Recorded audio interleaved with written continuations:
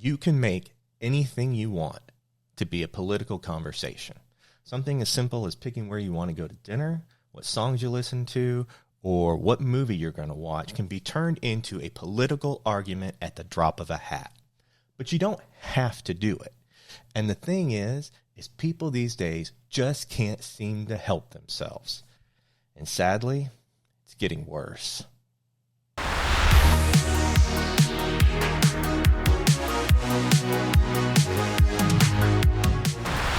I guarantee you that the subject that we're about ready to talk about is going to, in all likelihood, cause the YouTube algorithm to remove some comments, even though I'm sure they're going to be innocent in nature and not inflammatory. Now, if you notice that happens to you, I want you to send that comment to the email address you see listed on the bottom of the screen right now. So that way you can guarantee that I'll see your comment and it might make it into a future episode of Afterthoughts. As a political junkie, I am all for having political debates. I think the older we get and the more we understand the world and how things work around us, politics do play an important part in what being adult is made up of. But it doesn't have to be every single conversation or every single interaction you have anywhere you go. And this is something that's really frustrating me recently because it seems like no matter how hard I try to disconnect from politics for a while, they always come creeping back in. And I have a few examples that I want to show you how they're actually weaponizing politics and forcing you to choose a side in some of the most mundane and ridiculous ways possible. Take, for example, music. Let's take a look at a website called Moby Gratis. Now, Moby Gratis was founded by Moby, the musician. Everybody knows him. I come from a background of where I actually enjoy his music as well. And as a creator, I was searching online for some royalty-free music I can use for videos. And Moby, back in 2007, set up a website where he gave hundreds, I think 500 upon initial launching, tracks that you could use. And these were tracks that, if you know anything about music and studio, he was releasing the full studio tracks, meaning you could download the full studio track and use it for whatever you wanted, and you could actually manipulate the music and the tracks yourself in your own local DAW, your digital workforce, right? So I was excited. I was like, yeah, I can use some music that is like legit engineered by Moby. Until I clicked on the download and this popped up. This little message reads, accept the license term. There are only two things you can't do with the music here. Use it to advertise right-wing politics or causes, or use it to promote meat, dairy, or other animal products. Click here to view the full term. So, being the person that I am and the student I am of things like this, I click to see the full term. And when you go to the overall limitation use of track, they again state that any track licensed to you under this agreement may be terminated by Moby Gratis at any time for any reason, for no reason. And then the highlighted part, Moby does not permit his tracks to be used to advertise right-wing politics or causes, or to be used to promote meat, dairy, or other animal products. People may disagree about when these lines have been crossed, which is why Moby retains the right to terminate the license to any track completely at his sole discretion and absolute discretion at any time. So if I want to use Moby's track, I have to agree and align with his political ideology.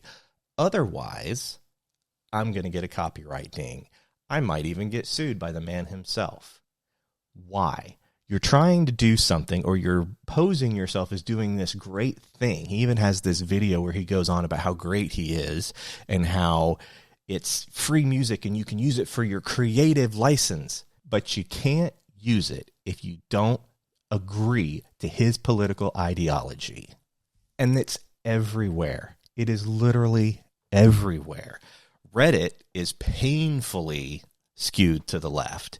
So much so that I set up a Reddit page here for Gen X POV that I am just going to let go dormant because I just can't stand to be on the site anymore. It seems like even if you're looking for something related to Gen X content, it turns political. And God help you if you try to respond to anything and the internet trolls decide that you're their next meal.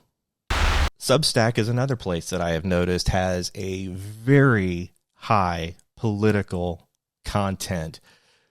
And it was something that I recently signed up for, like this week, because I'm an aspiring writer. You guys know that. And I wanted to go somewhere that I thought, hey, I can submit some writings that I have to possibly have other writers and readers critique it, and they can give me some feedback.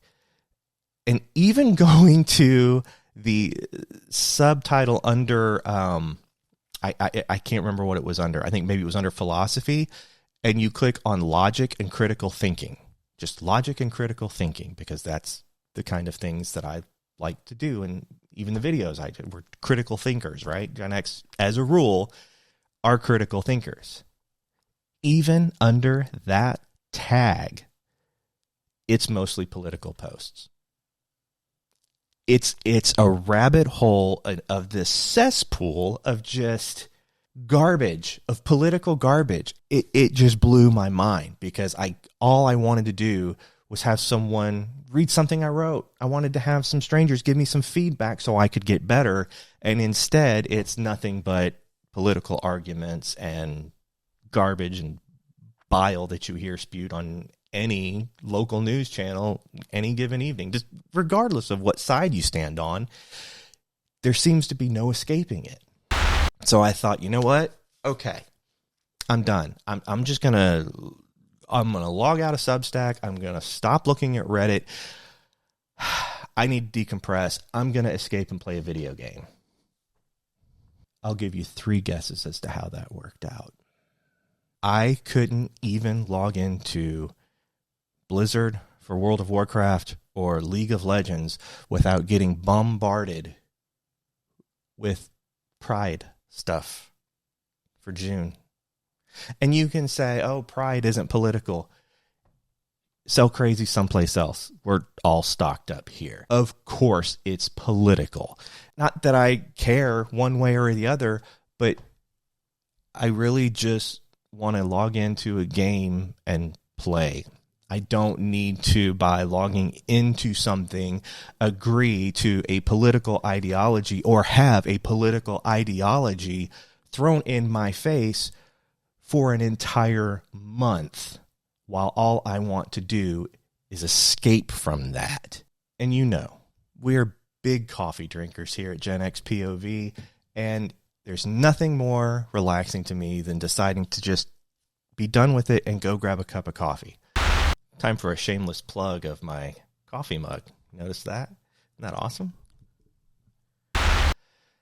And now you can't even do that. Why? Well, as recently as June 9th, the Department of Justice had to sue a California coffee house called Jerusalem Coffee House for refusing to serve Jewish patrons. And if by chance you're not walking around with a crucifix around your neck or a Star of David, and you just walk in and look up at the menu to order yourself a coffee, you're now going to be greeted by specialty drinks that honor Hamas leadership. I'm not kidding. Now look, I've said it many times on this channel, and I will continue to say it many more times in the future. Anytime we talk anything that is slightly related to politics, or blatantly related to politics, as in this video, I don't care where you align politically. I don't care what your ideology is.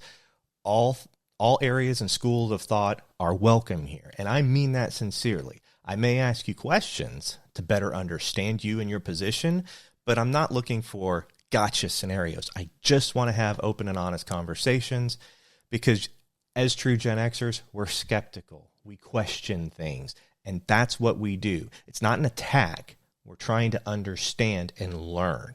More people should really be like that. But we're going to talk about that a little bit later on in this video. But recently, it just seems like everything has to be political. And it doesn't even matter necessarily what the ideology is. It just seems whoever can shout the loudest and whoever can be the largest minority, congratulations, you now, for some reason, have the moral authority and political high ground. I mean, who knew that being marginalized carried within it the innate properties of moral authority and intellectual high ground? That's ridiculous. But you know, sure as hell didn't used to be this way. Back in my day, and yeah, I'm saying that I'm taking a boomer statement and I'm using it for Gen X, but back when we were growing up, we had offensive crap all the time and we thought it was funny. Ever heard of Andrew Dice Clay? Ever heard of Eddie Murphy, for crying out loud? Do me a favor. For this video, I went and checked, and Eddie Murphy actually has some of his comedy albums from back in the 80s, early 80s. Go take a listen to some of those. If Joe Rogan or Anthony Jeselnik tried to do any of the comedy shtick that Eddie Murphy did back then, they'd be canceled in a heartbeat. But back in our day, we used to listen to that crap and laugh our butts off because it was funny and nobody took it personally. You understood, hey, I'm listening to a comedy album.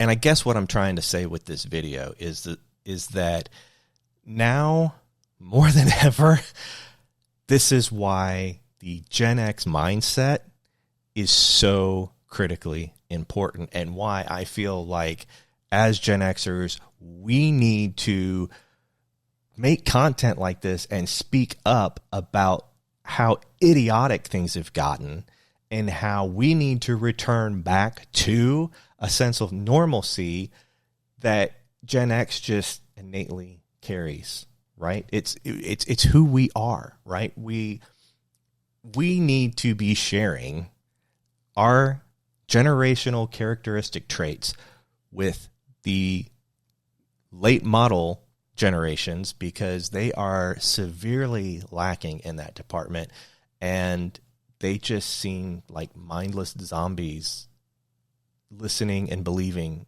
any and every ridiculous thing out there. Think about it. As Gen X, one of the core traits we have is being skeptical. We question everything, even the government. We didn't believe the government for years, and we would question things, and a lot of times we get labeled as conspiracy theorists, but guess what? A lot of those conspiracy theories that we thought ended up being true. Not only that, Gen X are independent and critical thinkers. Just as I mentioned earlier in this video, we question things and do not trust at face value what we're told. We will take it upon ourselves to verify, to do the work and research something that may not just sit well with us or just has that tint of, you know what, that doesn't really make sense to me. Maybe it's just me, but I'm going to look into this and I'm going to study and research it. We just don't accept what somebody dressed in a suit and tie on a news network tells us as the truth. We're going to question it if it doesn't pass the smell test. And a lot of the crap floating around now that people are arguing over seriously does not pass the smell test. Something else that Gen X excels in is that we understand political concepts and ideologies. We understand them, but we don't let them define who we are.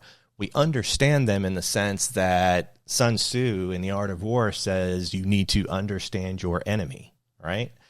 We understand that politics and government and system social structures can be built and often are built as weapons against the things and freedoms we want. And so we pay attention to and understand the nuances of politics and the legal aspects and ramifications of them, not because we want to have these moral authoritative arguments, but because we want to understand the game that they're trying to make us play by and understand the rules, so that way we know when and how to severely break them. And because we take the time to understand the rules, we are then able to be flexible and we are able to be adaptable to our situations and our surroundings. We are able to have that level of situational awareness, so to speak, so that way we know what battles to fight, what battles not to fight, and understand whatever situation we may be in and act accordingly. You know, just because somebody is pushing a political narrative like Moby is with his website, or the video game publishers that I still to this day pay subscriptions for and actively use, I don't have to turn it into a political battle. I can choose to ignore those things until they actually force it upon me in a manner in which I'm not able to ignore and just swipe it away, right? Does that make sense? It's not worth my time and energy and the mental space that it will occupy to fight every single political battle that I see laid before me, because other people seem to think that their political ideology is correct, right, and everybody should align to it. That's not how this country works, and I pray to God it never will.